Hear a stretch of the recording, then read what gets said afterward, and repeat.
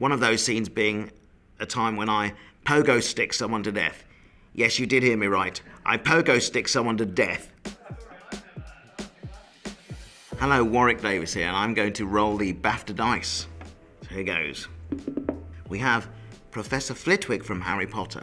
Now, this guy was actually a kind of morphing of another character I played in the first movie, which was Professor Flitwick, but I designed the look of this character with the makeup artist, so he looked totally different to the original version of Professor Flitwick with a big beard. So this guy was younger, and he was also the choir master. So he used his wand as a baton and conducted the frog choir. So who's next?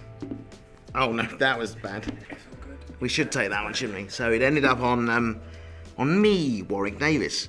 Now this isn't the regular me though, this is the Warwick Davis from a series called Life's Too Short by Ricky Gervais and Stephen Merchant, in which I play a pretty nasty version of myself. One with a bigger ego, believe it or not, than I actually have in real life. Now this guy wouldn't have won a BAFTA, I'm pretty sure of that. Although the performance was pretty decent in the series, but him as a character would not win a BAFTA. It's a bit of a knob. Can I say knob at BAFTA? Well, I tell you what, it was really fun to play this version of Warwick because he could say and do anything he liked. It's really about kind of bringing your worst kind of traits out to the surface and kind of amplifying those, which is exactly what I did. The kind of greed, the desperation really showed on him, especially when the documentary camera was on him. That desperation to be famous, which I don't personally have. I'm more keen to kind of try and blend in, which is impossible. You know, I tried disguises, I've tried moustaches, tried hats, but everyone still recognises me. Next thing is stilts and a long raincoat, I think. Okay, who's next? Ooh, young Willow Ufgood. So there I am at 17 years old. This was the first role I played where you actually saw my face in my career. Directed by Ron Howard, produced by George Lucas, and created by my good friend George Lucas as well. This was the film that George made instead of making Lord of the Rings. Slightly shorter and, if I could say this, better. Oops. Controversial. Well, George Lucas wrote Willow with me in mind, and he mentioned it to my mum back in 1983. He said, you know, I've got a role for Warwick when he's a bit older. And it turned out it was Willow. When I played this role, though, I was 17, so Ron wasn't convinced that I was the man for the job, so I had to audition amongst hundreds of other short actors around the world, eventually finishing with an audition process in Los Angeles with Val Kilmer. So we played a scene opposite each other several times, and at the end of that session, they said there's real chemistry between you guys. Warwick, you've got the role of Willow. So a role that started off at mine, I still had to win. It's really about the people. Ron Howard, George Lucas, and particularly Val Kilmer. Without those people, I wouldn't have got through it. It was an epic adventure story, but making the film was also an epic adventure. Filmed all over the world in very harsh conditions, up mountaintops in snow. You're sitting there in the movie theatre, all warm, eating your popcorn, and I was there suffering for your entertainment. Okay, let's see. Who's next? It's that one again. Let's not have him again. We've done Willow. Ooh, we've done Warwick Davis as well. You can never get enough of him, though. Okay, what's next? Ooh, the Leprechaun. I'm going to try and do the voice. Shall I try and do it? I want me gold. Whew, it's been a few years. So one thing about this character was very important to me was the costume, and most importantly of all out the costume was the shoes. They were very high-heeled kind of platform shoes. I mean, leprechauns, you know, through legend, love shoes.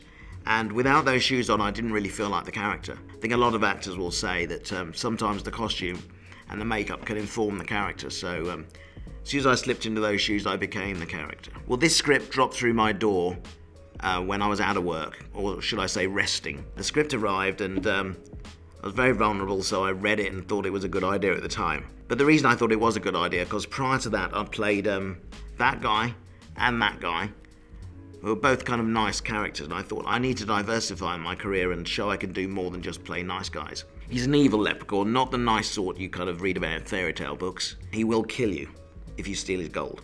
And I had full range to develop the character, create my own version of a leprechaun. So it started off as a kind of scary movie for kids, and the producers liked it that much, they said, we're going to make this an R-rated film. It'll be more successful. So we spent 3 weeks filming gory insert scenes, one of those scenes being a time when I pogo stick someone to death. Yes, you did hear me right. I pogo stick someone to death, and then I chase down a cop and finish him off as well. If you think back over movie history, you always remember the villains, don't you? You know, namely Darth Vader, the Leprechaun. Did I just put him in the same list? Okay, right, next roll of the dice. So which ones do you guys want next? I know which one I want. And now we got Leprechaun again. Again, you can have too much Leprechaun. Ooh, it's a very rolly dice, isn't it? It's almost round. It's Wicket the Ewok from Return of the Jedi. So this is a very important character to me. So without Wicket, I wouldn't be here talking to you now. I wouldn't have been awarded the BAFTA. Didn't get it for this role, but this was my first ever acting role. My grandmother heard a radio announcement put out by Lucasfilm, who said they were looking for short people to play Ewoks in the latest instalment of Star Wars. So she told my mum about this commercial, and Mum phoned up the studios, and they said, we have everyone we need. I don't know what Mum did, whether she offered them cash, I'm not sure, but they said, we'd love to meet Warwick. So I went up to London to Elstree Studios, which no longer exists. It's now a Tesco. And I met with a production assistant who said, do you like Star Wars? And I went, yeah. She said, do you want to play an Ewok? And I said, what's one of those? She said, well, you're going to find out because you're going to get measured up for a costume right now. And 3 weeks later, I was on the set of Star Wars, face to face with my heroes in the shape of Harrison Ford, Mark Hamill, and Carrie Fisher. So I had loads of fun playing this character as an 11-year-old boy, battling stormtroopers, just basically taking time off school and messing about, which was for me the best part, and earning some extra pocket money too. Since first entering that galaxy far, far away, I've been back loads of times since. So starting with Wicket, next was Wald in Star Wars Episode 1, a little Rhodian alien. Then what was next? We had Episode 1, 4, 5, 6. No, 1, 2, 3, 4, 5, 6. This is confusing. George, what have you done? So I came back for 7 as a character called Willow, I think. Then I was in 8 as some other kind of insect-type alien. Then 9 as something else, a little weird, nothing like me. Wicket did come back for Episode 9, and this time he had a son. I don't know how, because he seems to have no equipment. But anyway, his son is called Pommet Warwick and was played by my actual son Harrison, which was great. But anyway, I've been in all of the kind of newer films, and then the standalone films like Solo, I played a character called Weasel. It was actually a character I originally played in Star Wars Episode 1, who they brought back. Solo, I also played a few different droids and other characters. So many that they snookered themselves because they suddenly realised, well, I needed to be there in the scene and over there at the same time. So they drafted in Annabelle, my daughter, to kind of fill in my shoes while I couldn't be in all places at once. So I was also in Rogue One. I played a character called Weeteef Sayubi. Oh, and I've done voices as well in the Star Wars galaxy. And that, I think, draws the line under my Star Wars contributions throughout the years. Whew, I'm exhausted. Oh, look at it roll. Oh, it's landed on. Wow, who's that? That's Nikabrik, the black dwarf from the Chronicles of Narnia. So there he is. He was a grumpy character, but as you can see, looks nothing like me, hopefully. Looks more like my dad, actually. So I had an aging prosthetic makeup for that role. And worst of all was the beard. Oh, I do hate wearing a beard as an actor. I can never grow one personally. I push very hard, but it never happens. So you have to have these beards glued on. It's very itchy. And I got a tick on my bum while we were filming in a field. That's why I remember this. It's very notable. So having a shower one day after filming, getting all the glue off and stuff, and then just washing my bum. That lump wasn't there this morning. And then I looked around in the mirror and realised it was a tick.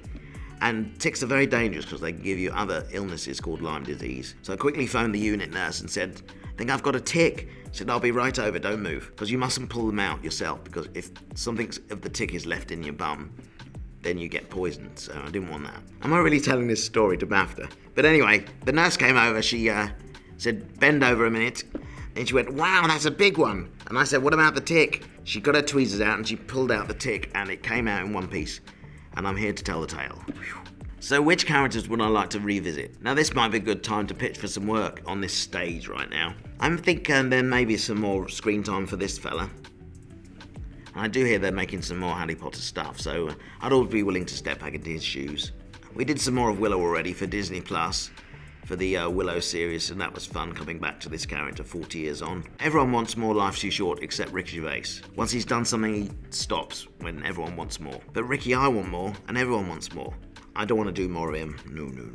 So one character not on the role-play dice here at BAFTA is Marvin, the paranoid android, the very depressed robot from Hitchhiker's Guide to the Galaxy. I provided the physicality of the character, which was one of the most challenging costume roles I've ever had. So the head was about this size, weighed a stone.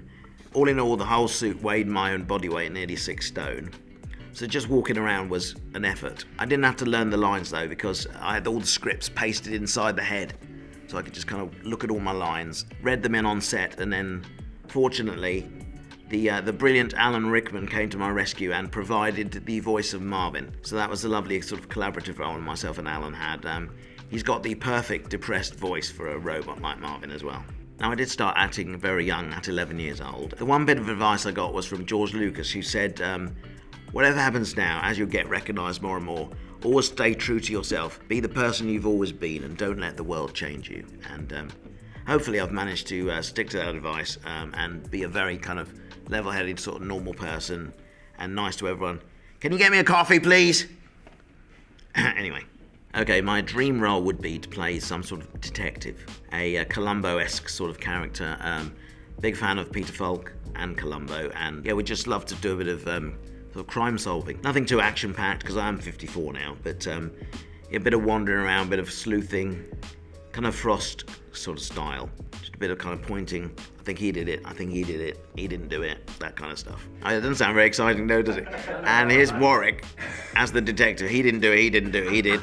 You know, I can't quite believe that BAFTA have honoured me with this Fellowship Award. I'm very excited and very honoured and flattered. I had to look at the ladder twice, and then I got really excited. And then I had to look at it again because I thought, this could be a fake. I'm getting all excited over nothing. I'd already rang my mum to tell her and told her not to tell anyone.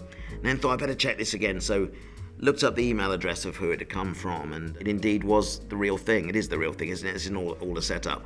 I think Ant and Dec are going to come out any second, aren't they? I like this game. It's pretty fun. Makes me feel old, though, all these particular characters.